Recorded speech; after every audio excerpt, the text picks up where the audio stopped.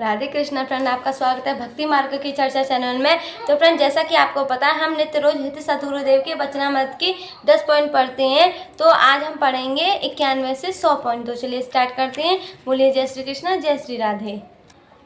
Number 91, निष्प्रह बनो, किसी से कोई अपेक्षा मत करो, इन जागतिक भोग सामग्रियों से संतोष धारण करो। अर्थात प्रभु ने जैसा विधान किया है, आपको जैसी सुविधाएं मिली हैं, उसी में संतोष करके निरंतर भजन में अपने चित्त को लगाते रहो। अभी भजन में हमें संतोष है और संसार के भोगों में असंतोष है, हमारी उल्टी दशा है। यदि हमें संसार के भोगों से संतोष और भजन में असंतोष हो जाए तो कम बन जाएगा। नंबर 92, हम प्रभु से प्रार्थना करें कि हे प्रभु, जो मेरी इच्छा है वह आपकी चाह में लय हो जाए। अर्थात जोई जोई प्यारो करे सोई मोहे भावे। जो मेरे प्यारे मेरे लिए विधान कर रहे हैं, मुझे वही अच्छा लगे। मेरी कोई स्वतंत्र इच्छा न रह जाए, कोई मांग न रह जाए। जितने भी धर्म विरुद्ध शास्त्र विरुद्ध आचरण होते हैं, वह स्वसुख वांछा से अर्थात अपनी चाह से होते हैं। जिस दिन इस इच्छा का समर्पण हो गया, स्वसुख वांछा का तत्सुख भाव में परिवर्तन हो गया, फिर प्रश्न ही नहीं उठता आसुरी प्रवृत्ति का, शास्त्र विरुद्ध आचरणों का, दुर्वासनाओं से प्रेरित होकर के कुकर्माचरणों का। इसलिए उपासक को अपनी चाह इष्ट की चाह में मिला देनी चाहिए। नंबर 93, हे कृपा सिंधु प्रियतम, आपके प्रति मेरा विश्वास दिन प्रतिदिन बढ़ता चला जाए। चाहे जैसी परिस्थिति हो, आपकी मुझ पर अपार कृपा है। आप हमें बहुत प्यार यानी दुलार कर रहे हैं, ये कभी विश्वास न टूटे। होता क्या है, हमें हमारी मानी हुई अनुकूलता पर तो विश्वास की किरणें दिखाई देती हैं कि देखो मैंने जो चाहा वह पूर्ण हुआ, जबकि यह दोष है। महापुरुषों के श्रीमुख से सुना है कि जब कोई उपासक चाह करे और उसकी पूर्ति होने लगे तो उसे रोना चाहिए कि प्रभु मेरी चाह क्यों पूर्ण हो रही है, फिर तो चाह बढ़ती जाएगी। हे नाथ, आपकी चाह पूर्ण हो, मेरी चाह नहीं। कोई आपने संकल्प किया और वह संकल्प पूर्ण हो रहा है तो इसे आप ऐसा न माने कि बहुत कृपा है। उस समय आप उदास होइए कि ये मन को बढ़ावा क्यों दिया जा रहा है।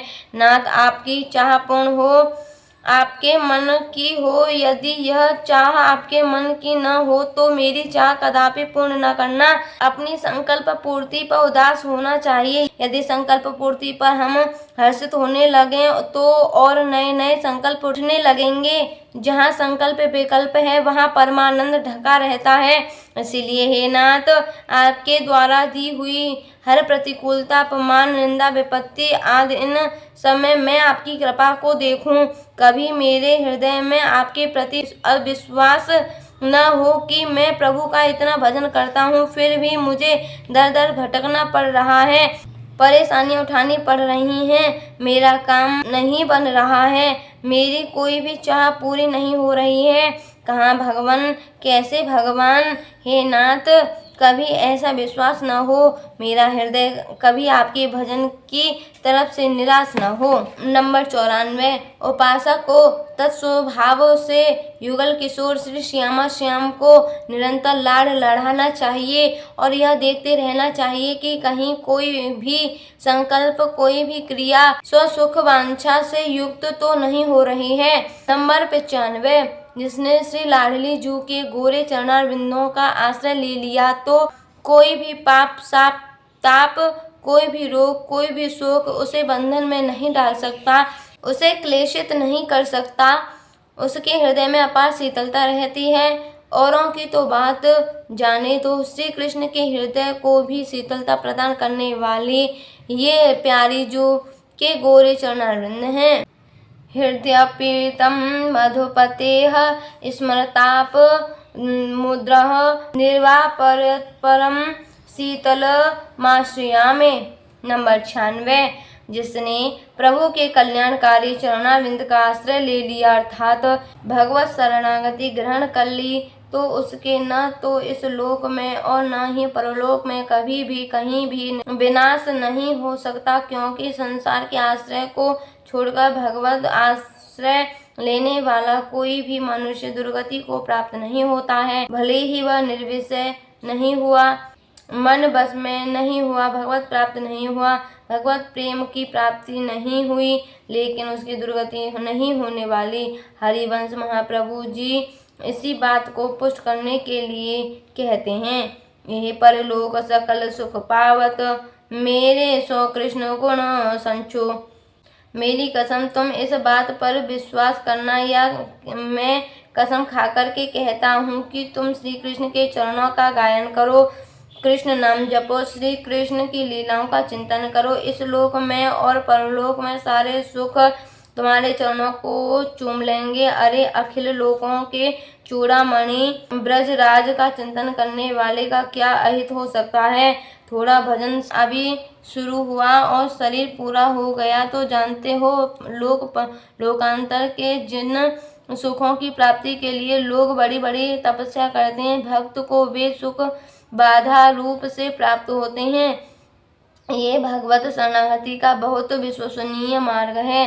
श्रीमद् भागवत के 11 स्कंध में योगेश्वर वर्णन करते हैं, धावन निर्मील्य व नेत्रे न स्खलिन्य पते देह। इस शरणागति के मार्ग पर आंख बंद करके दौड़ो, गिरोगे नहीं, सीधा महाराज मार्ग है शरणागति का। इसमें गिरने के अवसर ही नहीं है। न में भक्त्यः प्रणश्यति, भक्त का कभी नाश नहीं हो सकता। नंबर 97, हमारे हृदय में संसार के प्रति जो आकर्षण है, सुख वृत्ति और सुख भोगने की जो लालसा है, यही कामना कहलाती है। नंबर 98, हमारे हृदय में यदि भोगों की कामना प्रकट हो रही है तो हमें उसका विरोध नहीं करना चाहिए, क्योंकि विरोध करने से वह और दृढ़ हो जाती है। हमें उदासीन हो जाना चाहिए, उसका चिंतन ही छोड़ देना चाहिए। नंबर 99, जब हम अपने लक्ष्य में दृढ़ नहीं होते तो परेशान हो जाते हैं। लोग इतना तक बोल देते हैं कि अब हमें अमुक चीज़ नहीं मिली तो हम आत्महत्या कर लेंगे। लोग परलोक में अगर सबसे बड़ी दुर्गति होती है तो वह आत्महत्या करने वाले की होती है। आत्महत्या करना सबसे बड़ा महापाप है और ऐसी दुर्गति होती है कि जिसका वर्णन नहीं किया जा सकता। यह घोर निंदनीय महापाप है।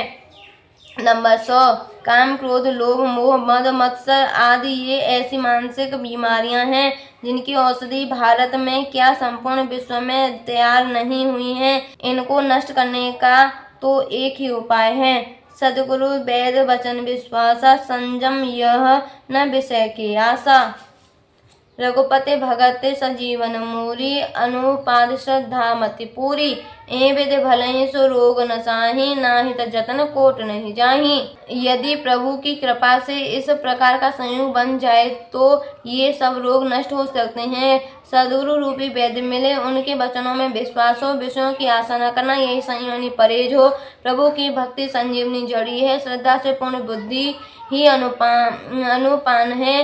इस प्रकार का संयोग हो तो ये मानसिक कामादि रोग भले ही नष्ट हो जाएं, नहीं तो करोड़ों प्रयत्नों से भी नहीं जाते हैं।